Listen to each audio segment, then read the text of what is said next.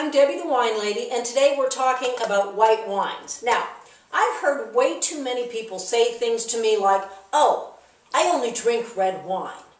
And they say it in this tone that's kind of snide, as though white wines are somehow substandard to reds. Well, that's simply not the case. White wines come in as many different styles and variety as reds. They are not wimpy, they are not sweet necessarily. In fact, I even heard a commentator on a national morning show refer to all white wines as those sugar waters. Now, that's just not true. So today, we're going to go through white wine varietals, and I'm going to help you learn something about them so you can enjoy them, appreciate them, and have fun with them. Okay, first of all, we're going to start with a variety called Sauvignon Blanc. This one is from New Zealand. It's become a classic style of Sauvignon Blanc, and here's what it tastes like. This is a pink grapefruit.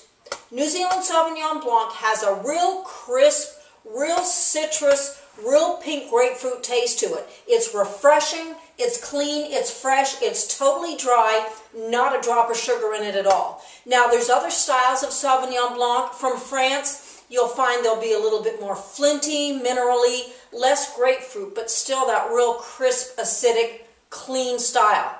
Okay, Pinot Grigio is another white varietal that's also dry and crisp. It typically comes from Italy, although now we're seeing Pinot Grigio from California and other countries, and Pinot Gris, the same grape with a different name, from countries like Alsace or Oregon. This is Pinot Grigio. Typically, Pinot Grigio has a real nice citrusy, lemony flavor.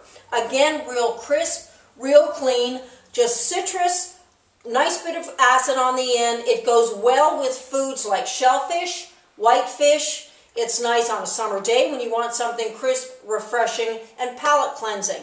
Okay, next white varietal is Riesling, and this is one of the classic noble white varietals. Riesling started from in Germany, but it's now grown in many parts of the world. Riesling is the one white that typically has some sweetness. Natural sweetness, mind you. They don't add sugar to it. They just often leave some of the sugar unfermented. Here's kind of like what Riesling tastes like. This is a red apple. Pretend it's green.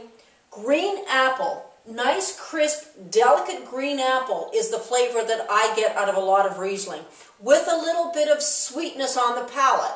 That's why I always recommend Riesling for things like Thanksgiving dinner, for meals when there's going to be people around who don't like a dry wine or who are not experienced wine drinkers. Riesling can go in almost any situation where you just want people to enjoy a glass of wine and not necessarily a dry one. Now, this is a Chardonnay. If there's a king of white varietals, it's probably Chardonnay.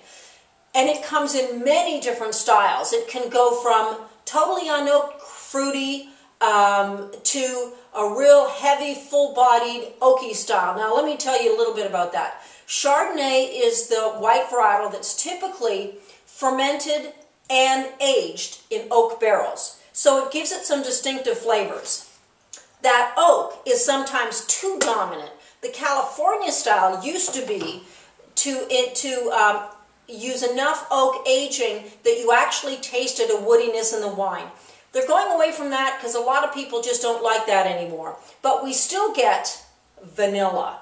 What wood aging can do when it's just handled properly is just give a nice round vanilla taste on the finish. Obviously, a Chardonnay is going to be a full-bodied wine because there's lots of flavor components. Here's another one, butter. There's this thing called malolactic fermentation. It's a secondary fermentation that they frequently use with Chardonnay. It's designed to take those crisp acids, like those green apple acids, and it converts it to a milky acid.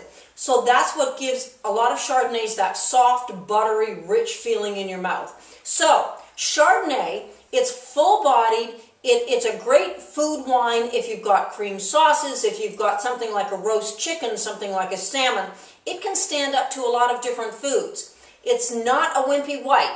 It's bold, and it happens to be my favorite style of white. So, you've seen that we've hit lots of different kinds of styles and varieties here. Some of them, like the Chardonnay, are more full-bodied than the lighter reds. So, here's what I want you to do. I want you to expand your palate. I want you to go to the store and try a couple of these different varieties. mix it with different kinds of food, and really experience what can be a tremendous glass of wine. You'll enjoy it. Cheers.